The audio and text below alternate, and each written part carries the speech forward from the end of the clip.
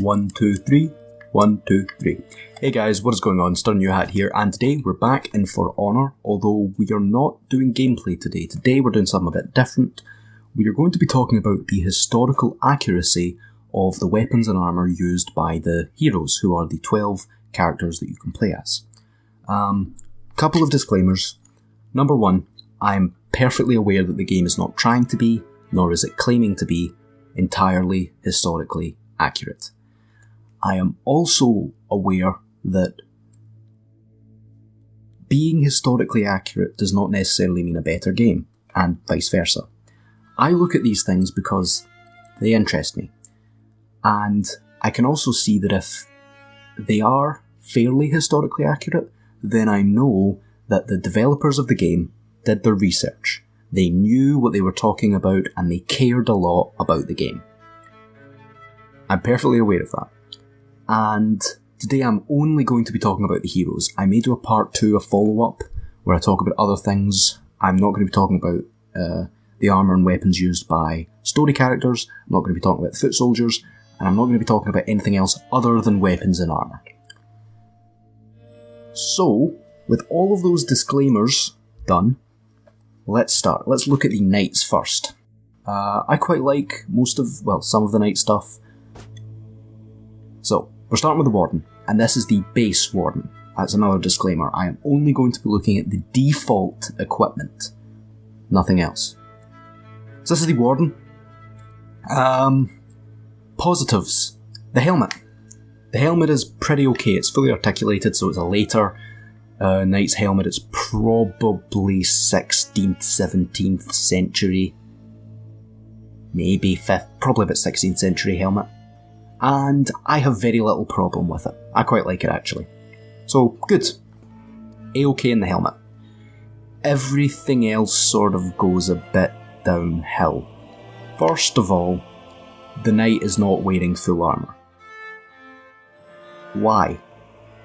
Knights were really, really rich, and they could afford to buy full plate armour and have chainmail and a gambeson underneath it, and they could afford very expensive weaponry.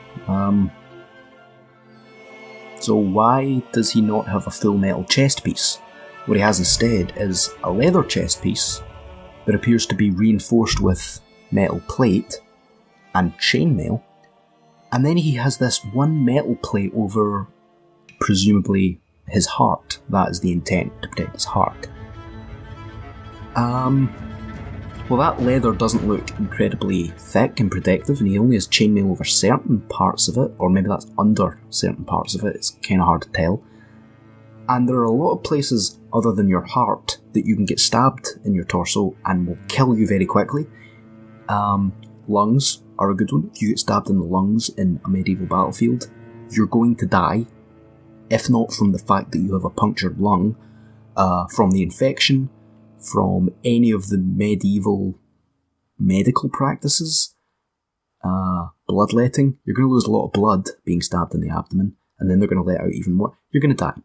So why he's not wearing a full metal chest piece, a full metal breastplate, I don't know. He does have chainmail, which is good. Medieval knights did use chainmail, and chainmail is a very good piece of armour. He appears to be wearing a chainmail coif as well, underneath his helmet. However, I will say that his chainmail is in pretty bad repair. It's pretty haggard and raggedy. And I don't quite understand why. It's obviously a design choice, but if you are a knight, you have lots of money, and chainmail is not difficult to repair. It's very intensive labour-wise to make, but adding on a new link that's been knocked off or has been damaged isn't difficult, isn't time-consuming, and isn't very skilled work. You just take the ring, link it on, maybe rivet it. Looking at the chainmail, I can't tell if it's riveted chainmail or it's soldered chainmail. The links all look just solid loops, so probably soldered, but I somehow doubt they were looking for that degree of historical accuracy. It's chainmail of some description, which is, to me, good. He has fully articulated gauntlets, which, as you can see, have a glove underneath them. If you look at his left hand there's a glove underneath it. Metal gauntlets fully articulated over the top, so that's definitely, again, later. Knight period. I don't see anything majorly wrong with them. They're stylised, definitely, but they're fairly accurate. His armour is also very slightly asymmetrical on the left side. As you see, his left elbow is definitely much more reinforced than his right. But that makes sense because if you're right-handed, your left side is going to be forward in your stance, so you want it to be more heavily armoured. The pauldrons, however, are pretty symmetrical, which is interesting because in, for instance, medieval Italian armour, left pauldron was much bigger. Again, because the left side was going to be forward if you were right-handed, and more protection is useful. So the armour's very slightly asymmetrical, not majorly, but I don't see any problem with that. Again, chainmail's haggard, the chest piece is weird. He also was wearing a sort of chainmail skirt type thing, which I, again, have very little problem with, but it's in pretty bad repair. He's also not wearing any leg armour. Look, that's just cloth. There's no leg armour. The boots he's wearing are leather as well. You can't quite see it here, but leather boots, not metal.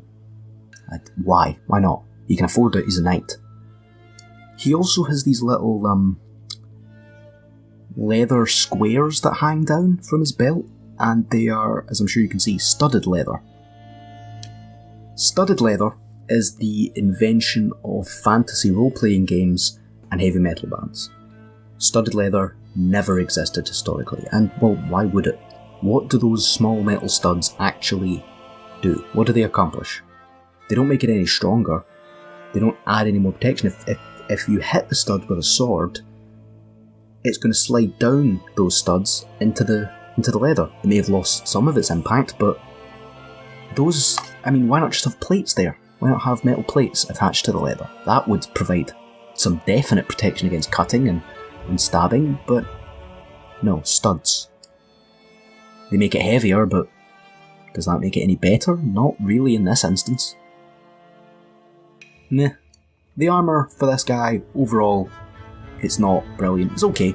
It's not terribly offensive. The helmet's right. The pauldrons are okay. He's wearing a tabard, sort of. Well, it's only really a cape. It's not really a tabard, it's just a cape. Just kind of weird. But meh, he's wearing chainmail, he's wearing some form of plate armour. The chest is wrong. I have never seen that sort of heart protection on a knight. Only the heart protection. Why he wouldn't just have a full metal breastplate, I don't know. And he has no leg protection, which is bad. Let's look at his weapon. This is most definitely a longsword. I've seen people say that, oh, well, it's meant to be a longsword, but actually the proportions are that of a greatsword. No, this is a longsword. It is definitely a big longsword. This is probably on the longer end of longswords, but the pommel goes up to roughly about his armpit. And that's longsword length, it's not greatsword length. Greatswords quite often were bigger than people. And this is definitely much smaller than him. So this is a longsword. It's a very heavy longsword. Look how thick that blade is. That's far too thick. Medieval double-edged European swords were quite thin. So the thicker you make the blade, the heavier it gets. And again, the heaviest greatswords in medieval warfare were about 3 kilos, maybe 3.5. That's nothing. I could support 3 kilos on one of my fingers.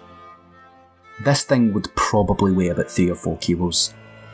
Maybe even heavier. The hilt, as you see the guard, is very thick, very heavy. If that's made of steel, again, quite heavy. The handle, I'm going to assume, really enough, it calls it a guard and a hilt, and the hilt, it means handle, so that's a mislabel. But meh, the weapon itself is okay. Far too heavy, but that's a style thing. That's not a realistic thing.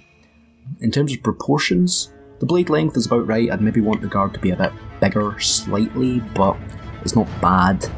But again, far too heavy. The blade is far too thick. This is a paddle. But mostly it's okay. It's a longsword. Definitely a longsword. Look at the way it is to him. It's not a great sword. It's far too heavy. It's far too big in terms of mass, but it's not a great sword. It's a longsword. The Warden is okay. Not terribly offensive, but I'm sure it would look, if someone like this walked onto a medieval battlefield, it would look pretty strange to most of the other knights. We're going to go next to the Conqueror. I have a couple of things to say about the Conqueror. Once again, the helmet is okay. It's a great helmet. It's probably 11th century.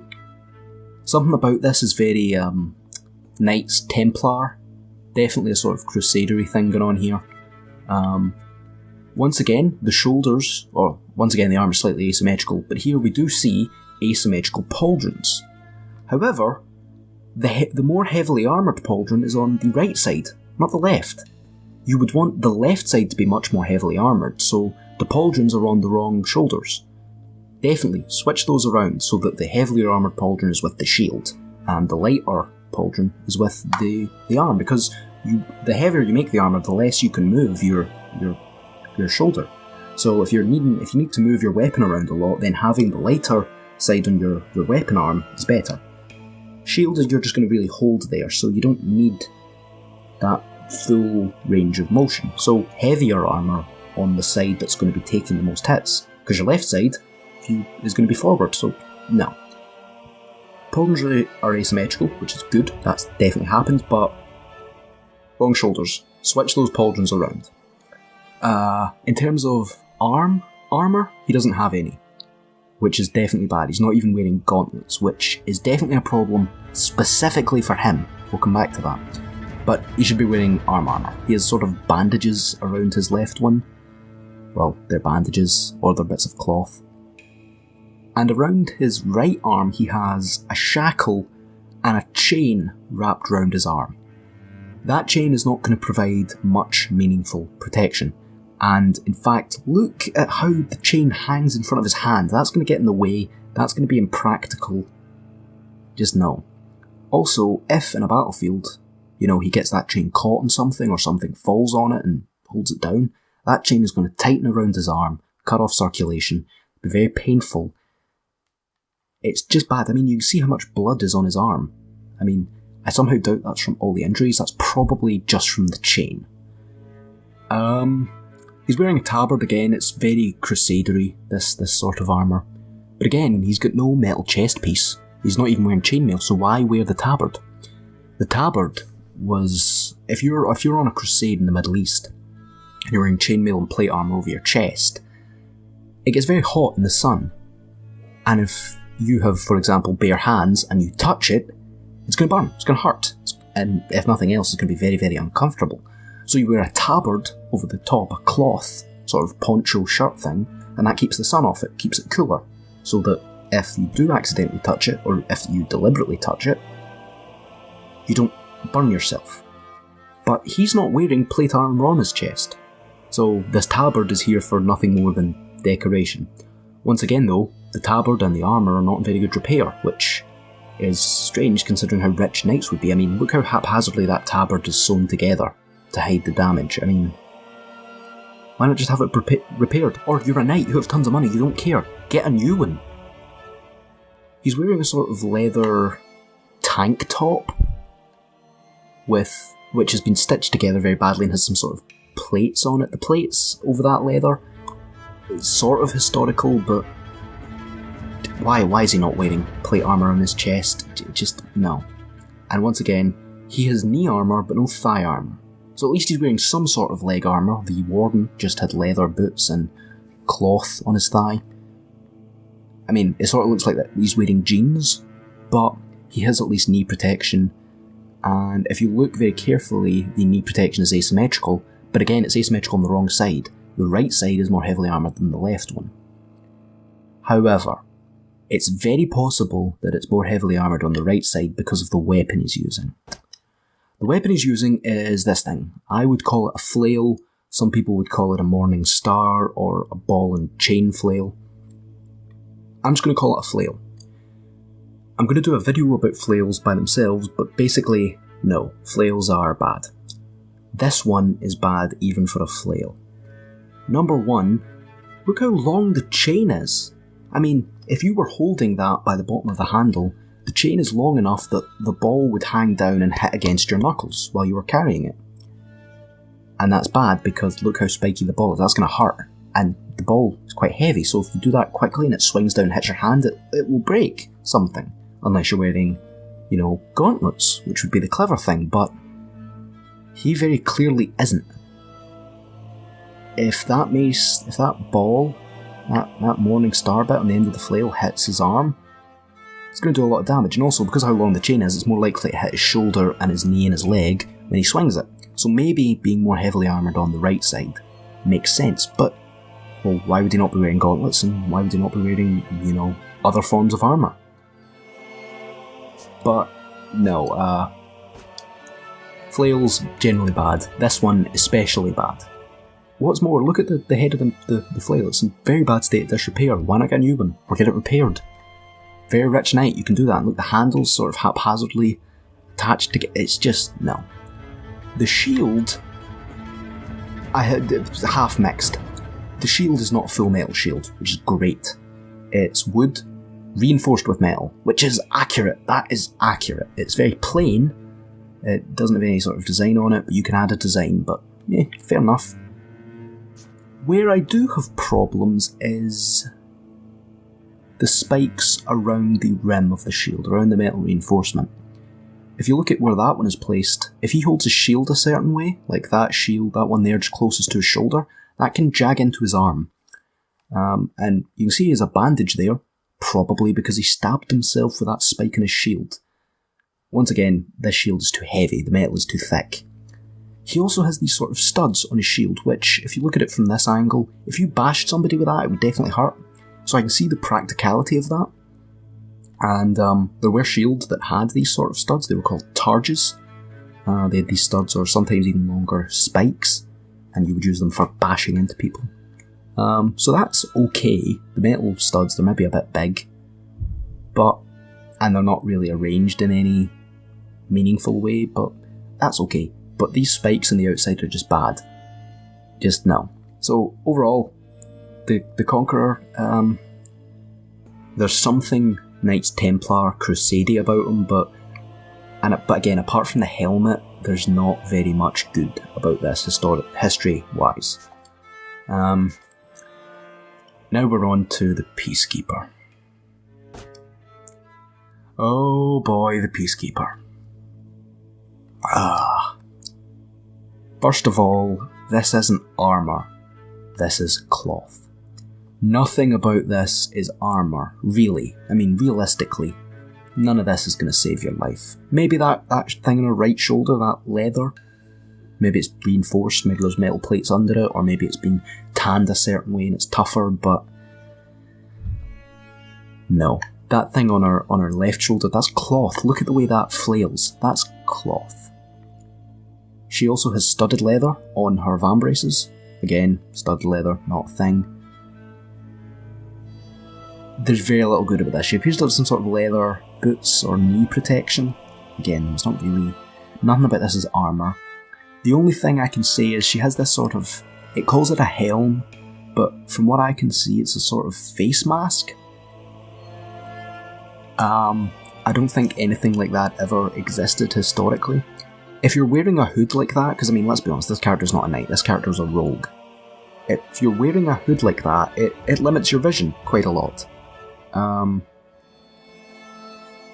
So why, again, add on a mask that limits your vision further? Because this character is not going to see much. This character has no peripheral vision, and unless they're looking at something directly ahead, they're not going to see anything. The helmet's design is vaguely knightish, or the mask. I think it's a mask. The mask's design is vaguely knight-like, but it never existed. That's pretty much all I have to say about the armour. Well, it's not armour, it's cloth. That is not armour. Let's talk about her weapons. In her right hand, she seems to have an arming sword, which is a one-handed sword. I mean, this one seems okay. The handle, the hilt's the right size. Got a pommel. The guard is okay. I have no problem with it. It's maybe a bit thick. Maybe, but it's not terrible. The sword is the right size. It's okay proportion-wise. It does have these langettes, which are these metal strips along the sword. That's going to limit how deeply you can cut and how deeply you can stab. It's going to add extra weight to the blade, which you don't really want. but overall it's not terrible. The dagger here is, again, okay. It does have a fairly big pommel, but it's not terrible. The handle's the right size. The blade is an okay length. The hilt, the guard on this dagger though is... I think I can sort of see what they're going for. This dagger is to be used as a parrying dagger, basically. The hilt is that shape, the guard is that shape so that it can trap a sword and move it, and then you can stab with the arming sword. The dagger's an okay design. I have very little to say about it. Again, it's maybe a bit thick. If we look at the arming sword, it's also a bit thick. It's not terribly thick, the dagger is a bit thick, but it's okay. Again, that's a style choice. Where I do have issue is that she's running into a battlefield with no armour and she's dual wielding. Dual wielding happened on battlefields. It did. It was not very common and it was never anyone's go-to. No one ever, I say no one, there are always exceptions, but people generally didn't go into battle just dual wielding two weapons.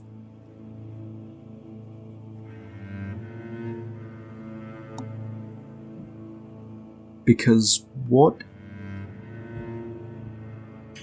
is she going to do when she comes up against arrow fire? Now you might say, oh well, she's an assassin, she's very well trained, she's got good reflexes, she can hit the arrow out of the air. But, okay, I'm actually going to give some ground here. I've seen a video of a quote-unquote modern-day samurai using a sword to cut an arrow that was fired at him out of the air. That's impressive. However, when he did it, it was under perfect circumstances. He was perfectly focused, there was nothing going on around him, and one arrow was being fired at him. What's more, he was expecting it, he was waiting for it. In a battlefield scenario, lots of things are going to be happening. There's going to be lots of noise, lots of things going on around you. One arrow is not going to be fired at you, 20 are. There's going to be a volley of arrows. So what, you're going to cut them all out of the air? Now, he had no problems with his vision. There was nothing obscuring it. She's wearing a helmet and a hood. Unless the arrow is directly in front of her, being fired at her, and it's only one, she doesn't stand any chance. She has no armour, she has no shield. The Peacekeeper is possibly the worst designed armour from a historical point of view. I get that she's a rogue, and I get that that's sort of a roguey design, but practicality wise, on a battlefield, she's going to die very quickly. It's just wrong. Just everything is wrong. Now we are going on to the Lawbringer. One of my favourite looking heroes from the Knights, at least. A lot of this is good. And I'm actually quite happy about that. A lot of this armour is very good. Number one, he's wearing full plate armour all over his body. He is the only class in the Knights to do so. He's the only class that wears full plate armour. Brilliant. The armour itself, again, definitely late Knight armour, probably 16th century. The helmet is, yes, articulated, so, yep. He's wearing full chainmail over his whole body, goes down his whole arm. He's wearing a chainmail coif as well, as you can see from the back of his neck there. So he's wearing a chainmail hauberk. He has full plate armour. It's not asymmetrical as far as I can see. It's symmetrical on both sides, but that's fine. Asymmetrical and symmetrical armour existed. Very heavily armoured. The armour looks fine. It's too big and heavy, but it's designed correctly. It's too big, but it's the right sort of shape and so forth. The pauldrons have sword breakers on them, which historically they did at that time, roughly the 16th-ish century. That was right. He's wearing a full breastplate that covers his back, and it's designed the right way. That's how a breastplate would be attached. Overall, this is pretty good. Again, he's wearing metal leg armour as well, which you can't quite see here, but he is. He doesn't have any thigh armour though. He has this sort of a skirt thing hanging down on either side, and he again looks like he's wearing denim jeans. But that's fairly minor. I would be wearing thigh armour as well, but this is the best armour from historical accuracy in the Knights class. He does have this sort of chain thing hanging, it's like a pendant. I mean, that serves no practical purpose. I don't know that things like that existed. Maybe they did. But if they didn't, it's a very minor gripe, because the rest of this armour is designed very well. The helmet is fairly limiting in terms of vision, but it looks okay. Definitely this is the best designed armour. He does have these sort of penis things hanging down, and they appear to be studded leather, judging by the way they flail and the way they look. Studded leather doesn't exist, but I mean, this armour is pretty good. A medieval knight could see this and be thinking, yeah, it's okay. This weapon is not a halberd. I've seen people call it a halberd. It's not, it's a poleaxe. It's a very, very, very, very long poleaxe. It's quite long, but it's poleaxe shaped. You would want the top of the spike to just be about the top of your head on a poleaxe. So this is a very long poleaxe. Poleaxes were not this size, but in terms of shape and everything, it's the right shape. For a poleaxe, it's got that spike. Spike's maybe a bit long, but I mean, that might just be a proportion thing. The axe head's right. It's a poleaxe, not a halberd, and he uses it as a poleaxe. So I'm pretty happy with the Lawbringer. The Lawbringer, to me, is the most historically accurate in the Knights class. So, to review. The Warden is okay. Not brilliant, some definite glaring problems, but the helmet's right and it's not terribly offensive. The weapon, definitely a longsword, far too thick and heavy, but it's definitely a longsword. The Conqueror, well, the helmet, again, 11th century probably, but it's correct. The armour is very sort of Knights Templary. It's asymmetrical, which is good, but it's asymmetrical on the wrong side. He's using a flail, which is bad, and again, no breastplate. Why does he have no breastplate and no thigh armour? I mean, these people were really rich. He does have some sort of neck protection. He's got some sort of chain there as well, as in some sort of chain mail around his neck, so it's okay, but not brilliant. The Peacekeeper, very bad in almost every way in terms of armour. The weapons seem about right, however you would not go into battle with those weapons only. You would have a shield. Just the Peacekeeper, very bad. Not historically accurate in any way. And finally, the Lawbringer, who we've just talked about, very good. The armour's too big and heavy, but that's a style choice, it's stylised, it's the right shape. Everything sort of looks right, fully articulated gauntlets, the helmet's fully articulated, sword breakers and the pauldrons, which are right for the 16th century. He's wearing full chainmail, he's wearing full plate armour, they are both in very good condition. It's designed correctly, he's using a correct weapon, he's using a polearm. It's the right shape, it's too big, it's too long, it's very unwieldy, but it's a real weapon, chainmail, everything's good. Most things are really good about the Lawbringer. And the Lawbringer is definitely the most historically accurate out of the Knights class. So, I hope you've enjoyed this. Thank you all very much for watching, and I hope you come and watch the next video when I look at the Samurai. Peace, guys.